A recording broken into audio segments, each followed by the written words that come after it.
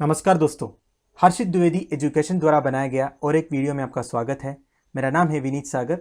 दोस्तों, आज इस वीडियो में हम डिस्कस करेंगे मॉक क्वेश्चंस फॉर प्रीलिम्स 2021 14 दिसंबर से लेके 18 दिसंबर 2020 के बीच में जितने भी करंट इवेंट्स हुए थे जो आपके यूपीएससी प्रीलिम्स 2021 के प्रिपरेशन में काम आएगा, ऐसे 5 क्वेश्चंस में लेके आया हूँ। दोस्तों, मैं आपको बोला था मैंने हफ्ते में 2 बार लेके आऊँगा, मैं और कोशिश करूँगा ये डेली बेसिस में लाने के लिए जैसे टाइम परमिट करेगा। तो बिना टाइम वेस्ट किए आगे चलते हैं। आगे जाने से पहले दोस्तों, वीडियो पर लाइक का बटन ज़रूर दबाइए। चैनल को अब तक सब्सक्राइब नहीं किया हो तो सब्सक्राइब भी कीजिए। अगर आप हमें सपोर्ट करना चाहते हो तो आप ज्वाइन बटन दबा के हमें सपोर्ट भी कर सकते हैं। Question number 1, consider the following statements with respect to myristica swamp tree frog. Which of the statements given are correct. दोस्तों, रिसेंटली हर्षित सर ने अपने डेली करंट अफेयर्स वीडियो में इस न्यूज़ को कवर किया था। अगर आप उस वीडियो को देखा है तो आराम से इस क्वेश्चंस का आंसर दे पाओगे।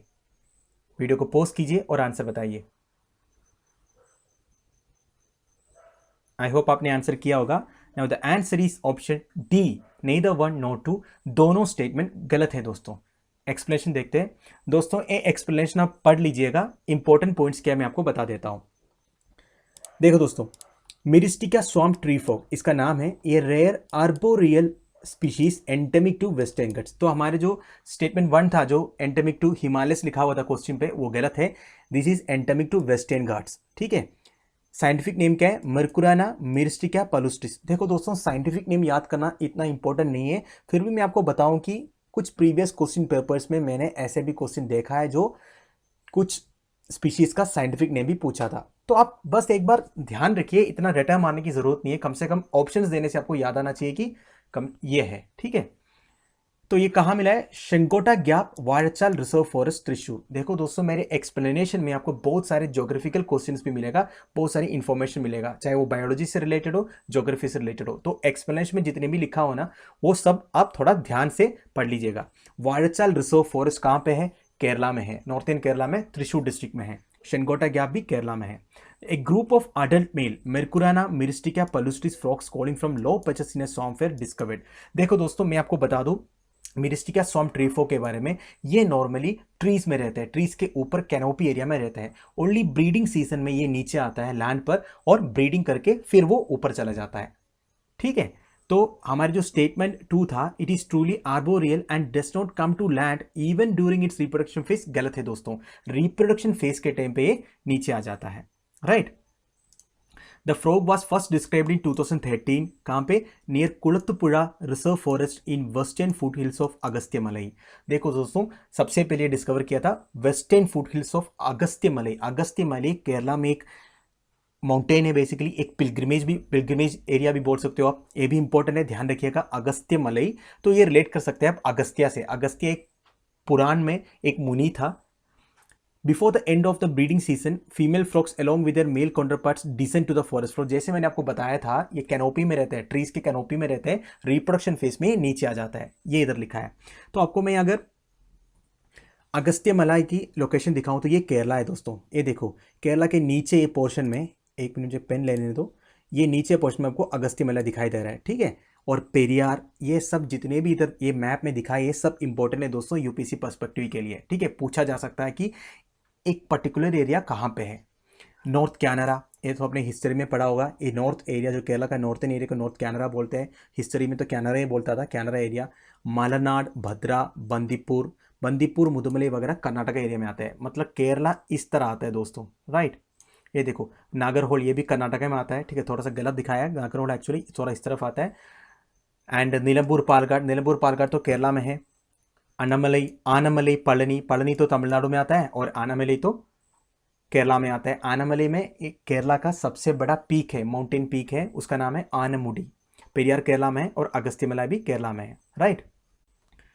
Question number 2, recently the first phase data of the National Family Health Survey 5 2019-20 has been released by the Ministry of Health and Family Welfare. Which of the following topics were covered during the survey? Video pause कीजिए और answer बताइए। I hope आपने answer किया होगा। Now the answer is option E, all of the above. पांचों statement सही है दोस्तों। बहुत ही इंपॉर्टेंट क्वेश्चन है दोस्तों। मैं आपको बता दूं, यूपीसी प्रीलिम्स 2021 में एनएफएचएस से रिलेटेड एक क्वेश्चन पक्का आएगा, इसमें कोई डाउट नहीं है। देखो दोस्तों, एनएफएचएस सर्वे के बारे में हिंदू एडिटोरियल एनालिसिस में हर्षित सर ने एक बार कवर किया था, फिर भी 2-3 पॉइंट्स में आपको मैं इधर बता दूं जो अपने क्वेश्चन से रिलेटेड है। एनएफएचएस 5 कैप्चर डाटा ड्यूरिंग 2014-19, मतलब 14 से लेकर 19 तक का डाटा लिया गया। It provides an indicator for tracking 30 sustainable development goals. देखो दोस्तों, यूनाइटेड नेशंस के थ्रू सस्टेनेबल डेवलपमेंट गोल्स दिया हुआ है सारे कंट्रीज को। तो हम सस्टेनेबल डेवलपमेंट गोल्स, ये तो बहुत सारे फील्ड में सस्टेनेबल डेवलपमेंट गोल्स, पॉवर्टी में, हंगर में, ठीक है, डेवलपमेंट में, हेल्थ में, न्यूट्रिशन में, बहुत सारे चीज़ें। वैसे सस्टेनेबल डेवलपमेंट गोल्स को अचीव करने में हमारी कंट्री कितने ऊपर गया है, इसका एक इंडिकेटर ये प्रोवाइड करता है जो नेशनल फैमिली हेल्थ सर्वे है। However, NFHS 5 include some new topics। देखो इस बार कुछ न्यू टॉपिक्स ऐड किया हुआ है, बहुत ही इंपॉर्टेंट है दोस्तों। देखो कौन कौन सा है जो मैंने अपना स्टेटमेंट क्वेश्चन में डाला था। Pre school education, disability, access to a toilet facility, death registration, bathing practices during menstruation, methods and reasons for abortion, ये सब न्यू टॉपिक्स NFHS सर्वे में इंक्लूड किया था। और एक इंटरेस्टिंग चीज़ ये है, इस बार NFHS 5 में it has sought details on the percentage of women and men who have ever used the internet। Internet कभी कोई विमेन या मेन यूज किया इंडिया में, ये भी इस बार सर्वे में एक न्यू टॉपिक ऐड किया था, बहुत ही इंपॉर्टेंट है। Several states have either witnessed meager improvements or sustained reversals on 4 key metrics of child malnutrition parameters। देखो बहुत सारे स्टेट्स ने जो चार, ये देखो ये लिखा है 4 key metrics of child, वो क्या क्या है? Child stunting, child wasting, share of children underweight and child mortality rate. ये 4 मैट्रिक्स में बहुत सारे स्टेट्स ने इंप्रूवमेंट दिखाया है और बहुत सारे स्टेट्स ने डिक्रीज भी दिखाया है। ठीक है, इतना डिटेली में नहीं जा रहा हूँ, एनएफएचएस सर्वे पूरा होने तो इसके बाद हम एक अलग सा वीडियो बना के आपको समझाएंगे। The data from this matrix is also used in several global indices such as Global Hunger Index. देखो दोस्तों, जो इंटरनेशनल ऑर्गेनाइजेशन कुछ इंडेक्स बनाते हैं ना, जैसे human development index, global Hunger index, इस तरह का, तो इस तरह के जो ग्लोबल हंगर इंडेक्स में जो अपने नेशनल फैमिली हेल्थ सर्वे से डाटा लेते हैं, ये भी इंपॉर्टेंट है, ध्यान रखिएगा। तो child stunting, child wasting, share of children underweight, child mortality rate, ये ध्यान रखिएगा। ये 4 इंपॉर्टेंट मैट्रिक्स है, 4 की मैट्रिक्स है, मतलब ये जो नेशनल फैमिली हेल्थ सर्वे में ये चारों मेजरली देखा जाता है। Question number 3, San Isidro movement is the ongoing protest in Cuba. Consider the following statements which is correct about the protest। दोस्तों basically San Isidro movement in चारों statement में से किस में आप रिलेट कर सकते हो, ये बताइए। वीडियो पॉज कीजिए और आंसर बताइए।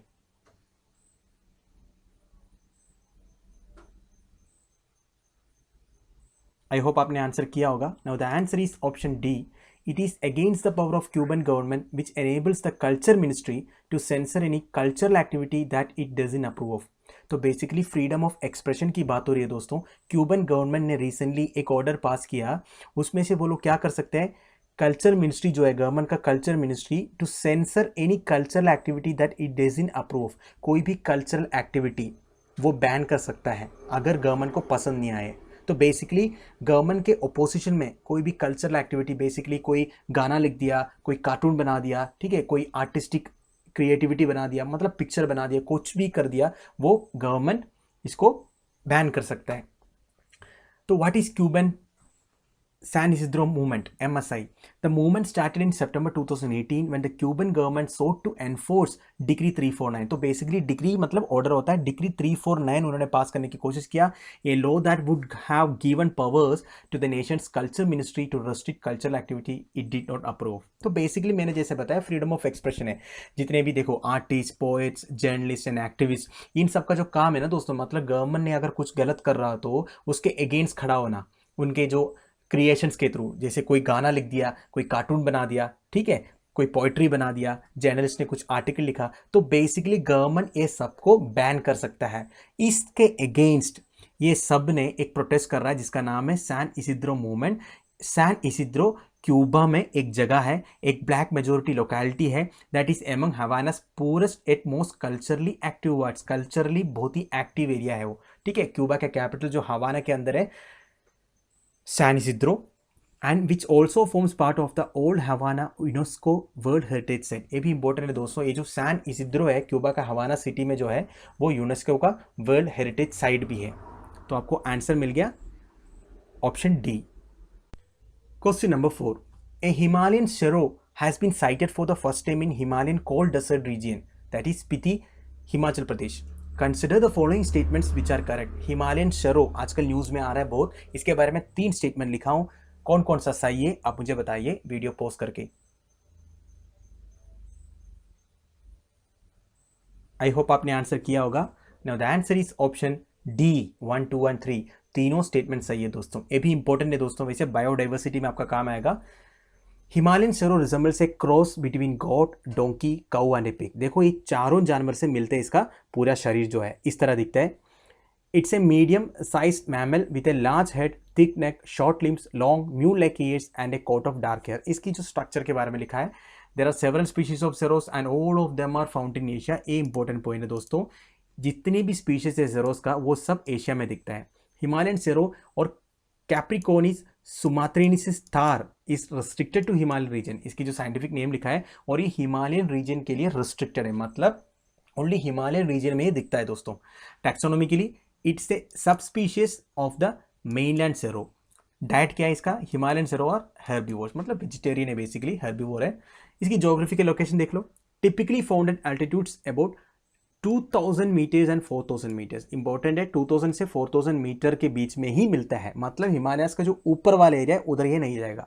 दे are known to be found in eastern, central, western Himalayas but not in trans Himalayan region. मतलब जो ऊपर वाला एरिया ना, ट्रांस हिमालयन मतलब कौन सा है, तिब्बत हिमालयन रीजन बोल सकते हो आप.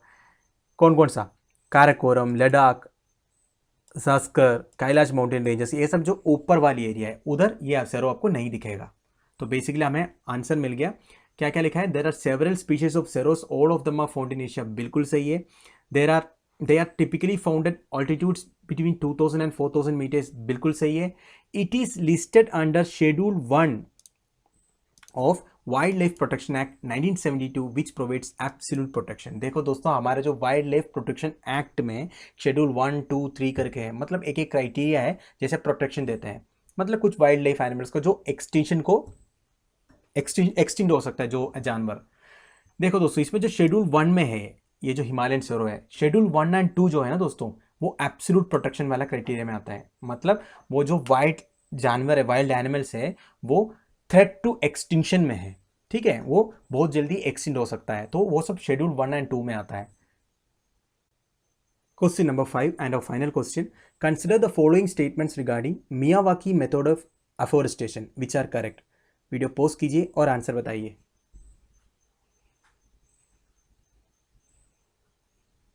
आई होप आपने आंसर किया होगा. Now the answer is option B 2 only. दोस्तों, मियावाकी मेथड ऑफ अफोरेस्टेशन की न्यूज़ जो है हर्षित सर ने 2 दिन पहले ही कवर किया था अपने करंट अफेयर्स वीडियो में. अगर आप उस वीडियो को देखे हो तो 100% आप इसके आंसर दे पाओगे.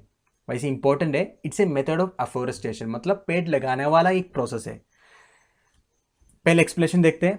देखो दोस्तों, न्यूज़ में इसलिए आया था, Mansa unit of Punjab state police is developing Miyawaki forest.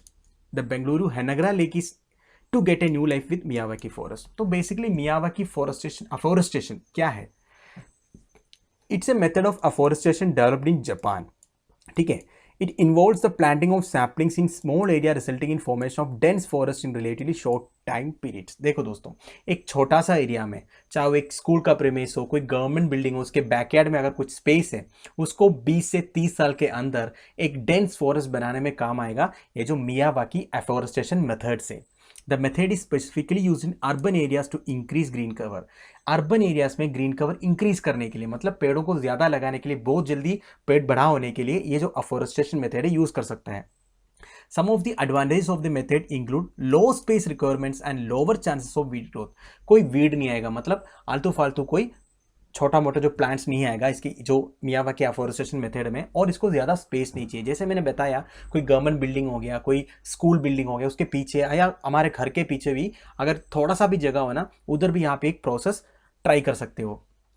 As a dense canopy prevent sunlight from reaching the ground. Weed क्यों नहीं आएगा, क्योंकि बहुत जल्दी एक डेंस फॉरेस्ट बन जाता है और सनलाइट नीचे आता है. जब सनलाइट नीचे नहीं आएगा तो छोटे मोटे प्लांट्स तो सर्वाइव नहीं कर पाएगा.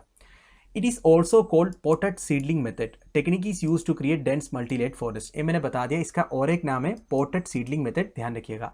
A forest can be created in just 20 to 30 years by using this method. On the other hand, it takes 200 to 300 years to create a forest by conventional method. देखो दोस्तों, जो मेथड नेचुरली फॉलो होते आ रहा है 200 से 300 साल से ही एक बड़ा सा डेंस फॉरेस्ट, एक जंगल बनने में, ये जो मेथड है ना, ये सक्सेसफुल मेथड है, ये जापान से ओरिजिनेटेड है।